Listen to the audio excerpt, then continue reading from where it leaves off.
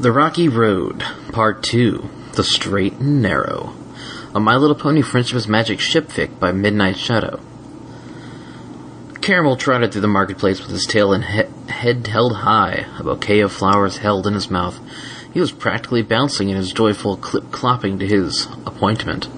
He was humming tunelessly as he went, many ponies scrambling to move their wares out of the way of his passage.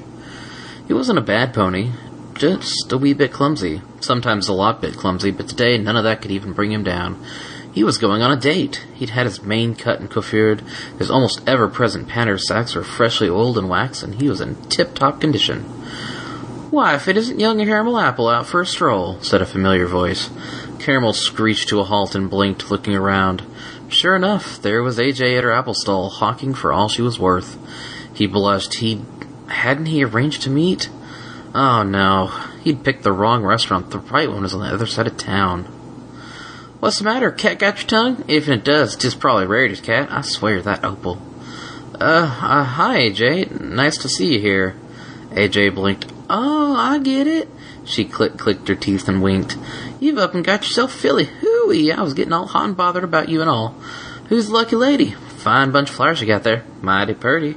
Mighty tasty. Don't you eat none?" Caramel's ears flicked back in embarrassment. My date." "Caramel?" said another voice, and AJ watched as a gray earth pony filly trotted up gracefully to Caramel, giving him a quick nuzzle on the cheek. "You made it." "That's a mighty deep voice for a—" AJ stopped, the apple she was idly polishing falling to the ground and rolling under the table. She quickly followed it, ducking out of sight. "Our Caramel with a... Does he know? Oh, Luna, how do I tell him? Wait, no, he can't be that dumb, can he? But..." AJ stood up, apple in her lips held carefully. She smiled awkwardly. "Caramel!" She smiled brightly. "This is?" Caramel blushed and looked like he was about to bolt, breathing heavily. He dropped the flowers in panic, looking left and right. "AJ, I can explain?"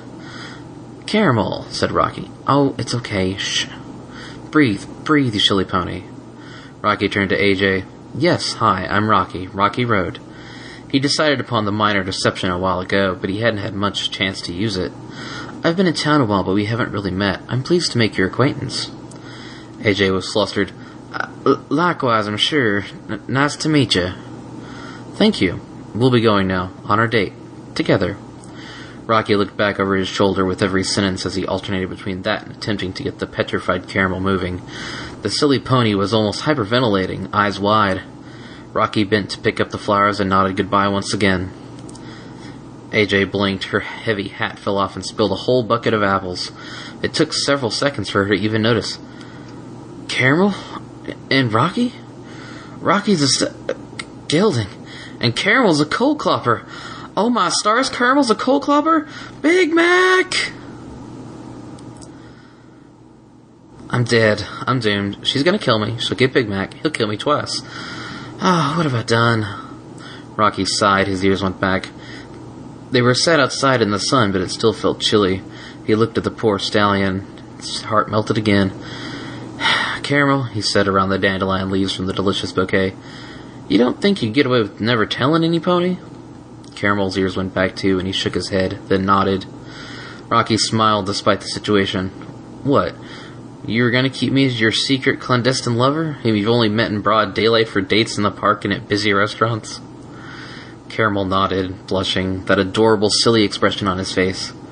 Rocky sighed.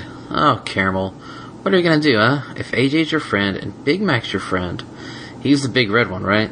Then they'll understand. A wise pony once said, 'Thems that mind don't matter, thems that matter don't mind.'" But I didn't want to come out like this." "I'm sorry, Caramel. That was my fault." Rocky turned to the flowers again. They were the first such gift he'd ever received, and they were perfect. It broke his heart to even think that he was going to say next, but he said it. "Caramel, if you want, we can go our separate ways. You can say it was a trick, a joke." Caramel's head snapped up, and he slammed a hoof on the table, almost sending it flying. No, don't you dare. I won't let you. I'll find you. I found you before. I'll find you again. I want this for you, with you, us." "Really?" asked Rocky, ears rising eagerly. really, said Caramel, and he leaned forwards across the table, his firm stallion lips meeting Rocky's softer, more feminine cheek. Their hooves entwined, and they kissed, tenderly, and ended up on the floor, the tabletop slipping over and sending the bouquet flying along with the two lovers.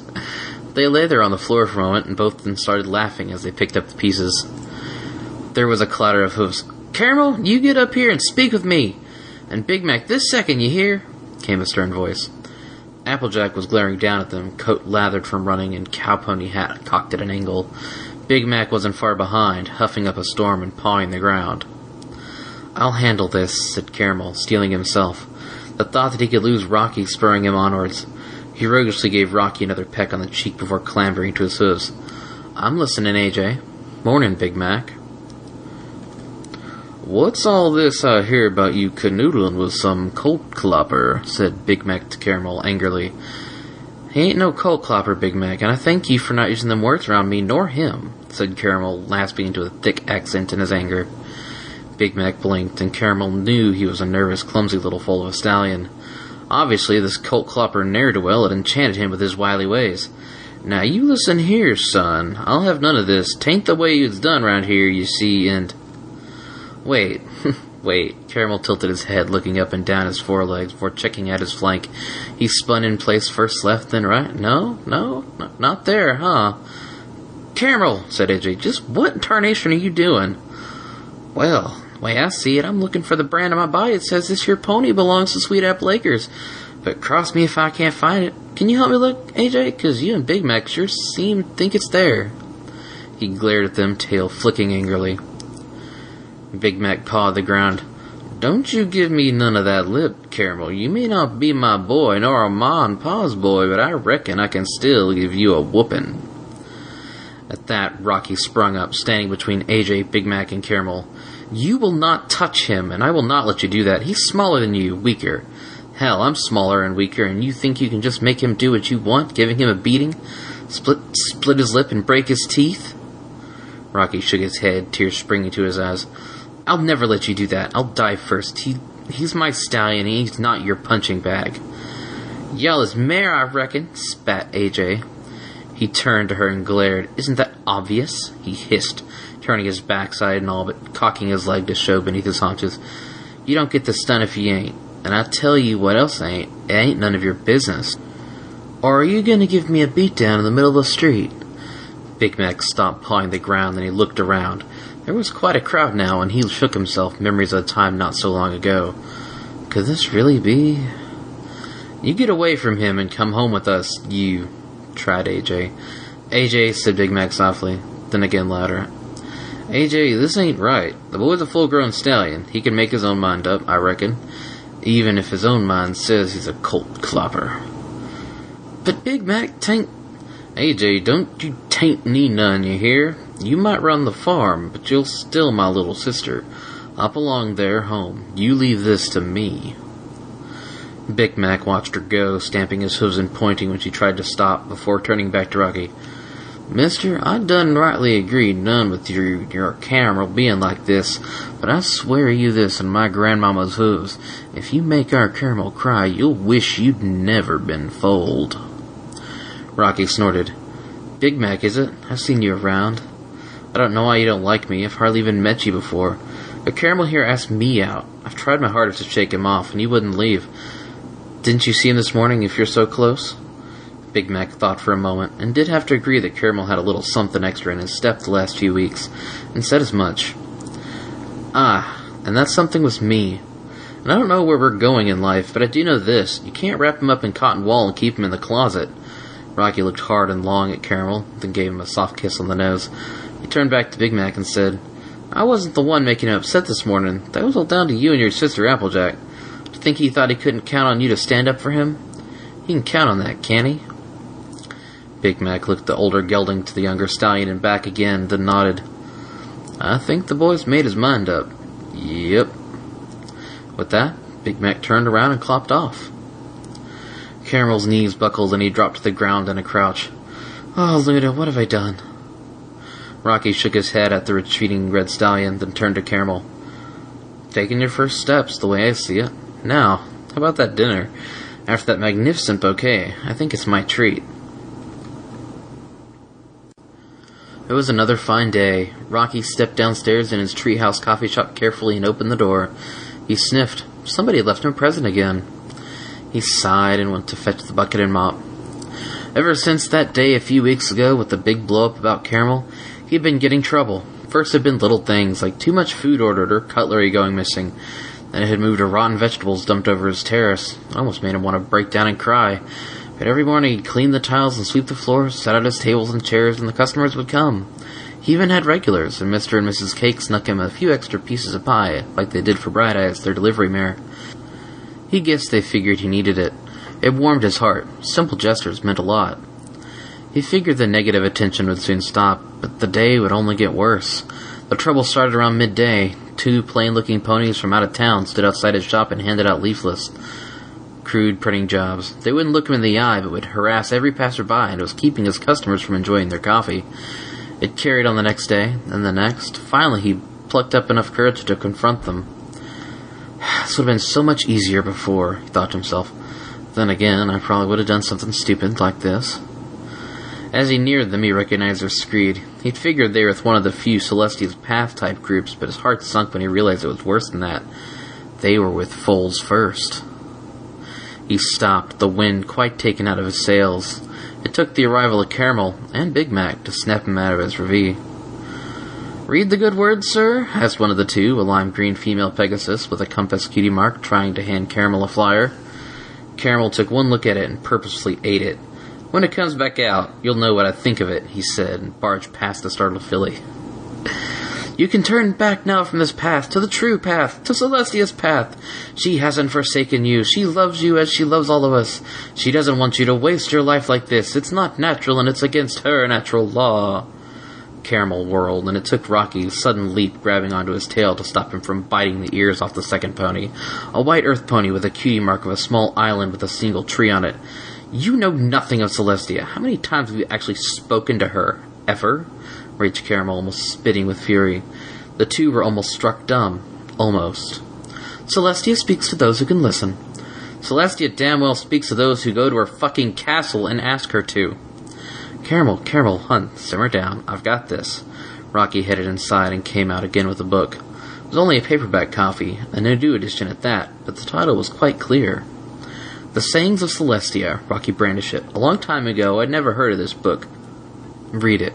Page 522. He held it out for them in his mouth, and the pair crowded around to read. He could see their lips moving as they followed the text. To be fair, it was held in his mouth and not the closest they'd been to such small text. "What is this heresy?" asked the male earth pony. "It is not heresy. I spoke to Celestia herself. Don't you read your own texts? Tell me, what does it say on the very, very first page of Celestia's Path?" "Why, it says, said Rocky, closing his eyes, remembering, though it made him sick that he could still recall such poison. "These are the collected sayings of the great and wise ecumenical council of 473 of the years after Luna, goddess of the night, protector of the flock, guardian of the way." "Enough. Don't you see? What you're saying, it's wrong." Big Mac finally spoke up. "Way as I see it, the boy's got a point, and you ain't, so get." Rocky flipped the book shut and placed it on a table. "And you can take number 3 with you as well." "Number 3? asked Big Mac. "Yep," said Rocky, imitating the large red stallion. "They always travel in 3s. They think it's important." "How do you know so much about us?" piped up the stallion earth pony suspiciously. "Did I give you permission to talk?" said Big Mac angrily, and the stallion shook his head. There was this meaty, solid thunk as Big Mac headbutted the pony, and the stunned creature fell to the floor. "Now get! Don't let me catch you talking none to me or my boy Caramel nor his mare again, you hear?" "Cocoa," said the filly. "Cocoa Butter, you okay? Speak to me." "That is indeed, though, a good question," said a third voice from the other side of the square, the missing part of the trio. He was a unicorn, blue-green of pelt with a pyramidal shape as a cutie mark. "Maybe I can answer that question. What do you think, Rockbreaker?" Rocky's ears went back and he gave a little gasp, studying the newcomer in detail. "Rockbreaker?" asked Caramel, looking at the worried expression at the suddenly recalcitrant gelding. "But you said your name was Rocky Road." Not entirely correct, is it, Rocky? Don't you recognize your old bud Mandelbrot? I almost didn't recognize you. It took me a while to find you. You made it hard to find you.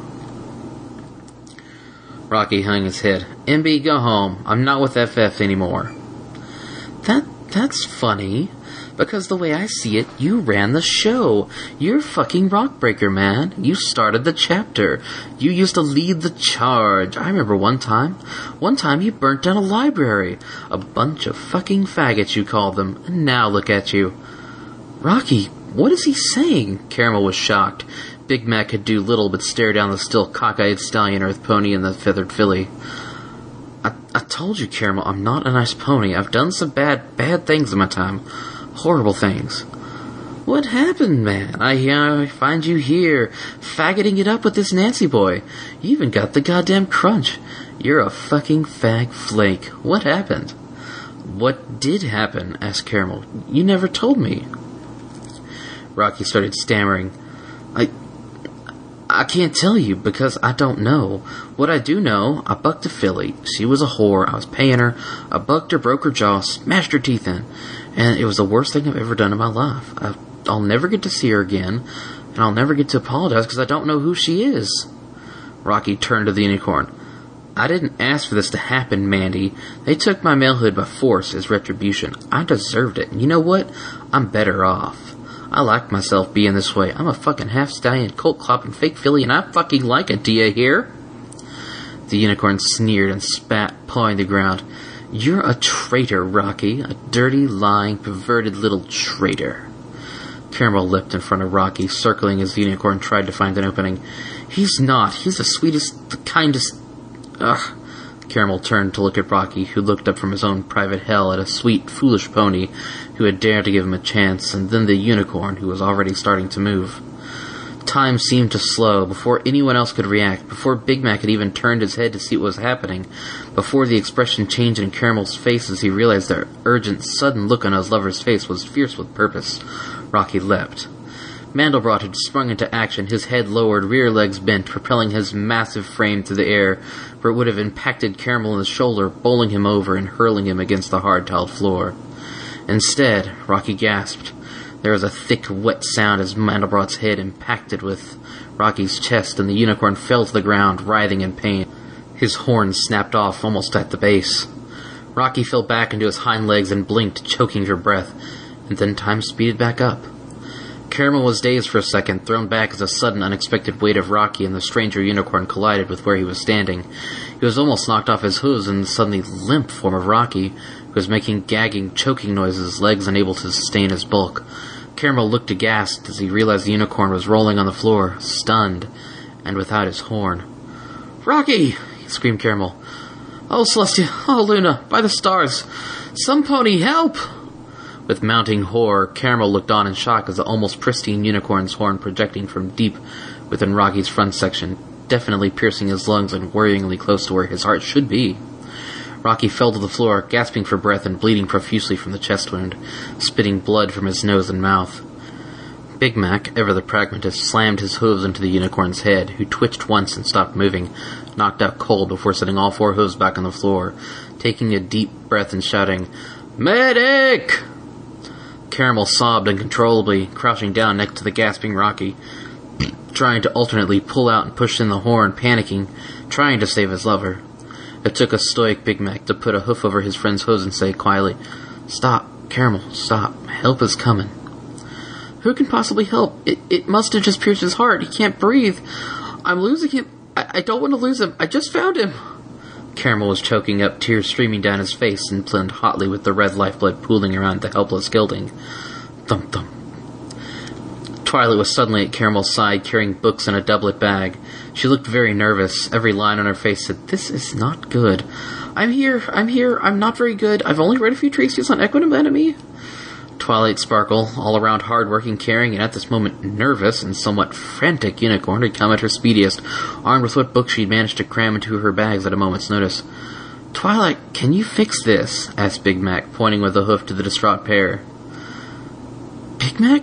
Caramel?" She looked up from the gelding like she hadn't even noticed the worried stallion. I don't know. He She almost went from purple to white when the magnitude of the situation became clear. I know some magic to knit bones and arteries. Normally we'd put the subject under, and we'd have extra blood and help him. He's dying. Can't you see he's bleeding out? Thump, thump. I'll try. Twilight thought for a moment, then made her decision. On 3, pull up the horn. 1, 2, 3. There was a fresh spurt of blood, but Twilight was ready. She closed her eyes, ignoring the gore, and her horn started to glow. The gaping wound shriveled and knitted until it was just fresh scar tissue, still covered in hot blood but no longer bleeding profusely. Oh no, he's got massive internal hemorrhaging. Her eyes were still closed. The light in her horn sputtered and spat as she worked tiny, difficult magic inside the now unconscious earth pony. It was in his heart, collapsed his lungs. I've never done this before. Celestia, help me. Rocky coughed and convulsed, spitting up bright blood from his lungs. Thump, thump, thump, thump. Something's not working, barked Twilight. It's like he's fighting my healing magic.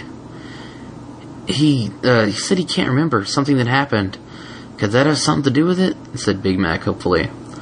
I don't know. Her attention wavered for a second as she sought the blocks in the pony's mind. It didn't take much to remove, and with a swirl of emotion and insight, Rocky found his memory returning. It was strangely dark in his memories, but he remembered the room, the bedsheets, the pony. Snowbell, that was her name, he realized. And she had been pretty. They'd rutted, torrid, urgent, but he hadn't. He couldn't. It hadn't worked. He'd thrown off in defeat, angry and sullen.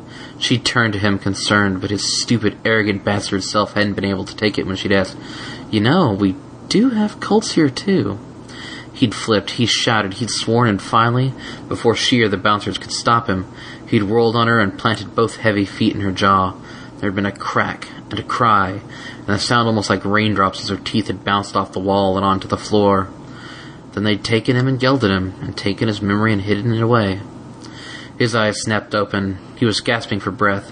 He gripped it best he could with his hooves onto Caramel, looked him in the eyes, and said, I'm sorry. And his head lolled back, and his body going all too limp. Thump, thump, thump, thump, thump, thump, thump. His labored, heavy breathing slowed, then stopped. Caramel, who had been holding his breath, let it out and whispered, Rocky? Rocky! Rocky! And then collapsed on the still, gray-haired and red-stained body and sobbed, unable to think, feel, move, or do anything. He nuzzled and mussed at the mane, hoping to see a stirring, a smile, a groan, anything, to remind him of the mornings in the coffee shop, the afternoons in the park, but there was nothing. Caramel, said Big Mac softly. Caramel! Again a bit louder. I think it's time to go. Twilight packed her things away that night, and wrote by the light of the full moon herself. Spike was sleeping. She'd washed herself off. It had been quite the day. It would certainly take a long time to get back to normal around Ponyville, she mused to herself. It would never be the same for Caramel. The Foal's first trio had been incarcerated and shipped off to Celestia herself. It was her realm, and murder was quite the charge. Murder, Twilight scribbled on the page. This was going to take quite the letter to talk about the magic of friendship. She wasn't sure she could manage through the tears, but she tried. Dear Princess Celestia, she began as she began so many times before. Today I learned a great secret about friendship, the great secret which every pony knows, but few know they know. And in the midst of hardship, great bonds can be forged. Bonds which last through life, and maybe death. It began, in a way, with the death of one rock breaker. Caramel, said Big Mac softly. Caramel, again a bit louder. I think it's time to go. Caramel refused to budge from the still body of his lover, just nuzzled and pawed, shaking him, trying to wake him up. Big Mac, he needs to say goodbye, said Twilight. It's said by some that the shadow ponies come to take you inside away, and they carry the last wishes of living with them, and if there's enough good wishes, the pony inside gets to the eternal fields. You don't believe that rubbish any more than I do, said Big Mac, snorting. No, but I do believe Caramel should get to say goodbye. Big Mac watched impassively as Caramel whispered about the life they'd have, They'd open a shop together, the best shop in all Equestria. Ponies would come from miles around for their coffee. It'd be famous. They'd be happy. Forever. Big Mac shook his head. He couldn't let it end like this. Nope. He placed a single hoof on his friend and spoke a single word. Caramel. Caramel glanced up at Big Mac with an empty expression. Caramel, move away. If you've ever done anything for me, do it now. Move. Caramel, mystified, got up and moved away from the still and bloody form of Rocky. Big Mac leaned down until his big red head was right up against Rocky's ear. He said 4 simple words. Then he repeated them. He got up and spoke louder, more words. Do you hear me, Rocky? Now you fight, son. Fight.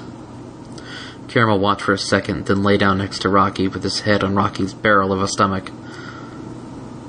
I'm sorry it had to be this way, Cara, Big Mac began. Shh, hissed Caramel. But, shh, damn it, shut up. Thump, thump, thump, thump. Like glaciers moving, like the sun moving across the sky, Rocky's lungs inflated for a long, long, painful breath. Twilight! Big Mac! He's alive! Twilight turned around and blinked and immediately dropped to her knees to renew her efforts. Rocky's eyes flickered open and focused first on Twilight and then on Caramel. And where they stayed, he smiled.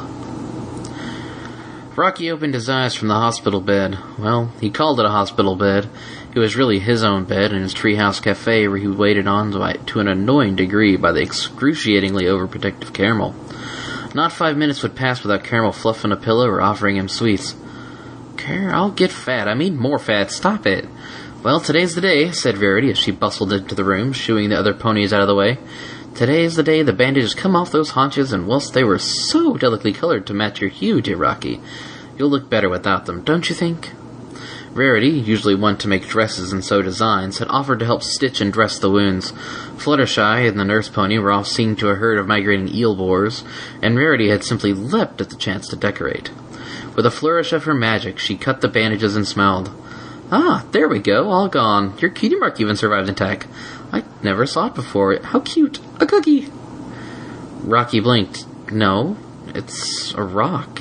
And a hammer. Nope, I'm quite sure. A cookie. Chocolate chip, I believe. Twilight smiled, wiping away the tears carefully with the hoof before she could smudge the ink. We used to believe that a cutie mark was set for life, as it denoted the skills and bearing of each pony individually. I still think that to be true, and can come to only one conclusion. Rockbreaker, whatever he did in the past, is no more. Let the records show he died this day. In his place, a new pony was given a new life, and a new cutie mark, whether by his own design, my magic, or something else entirely I may never know, and a new name. And I'm very, very glad to announce the engagement of Rocky Rhodes and Caramel. We've set no firm date yet, but rest assured, my dear teacher, you will get an invitation. Your faithful student, Twilight Sparkle.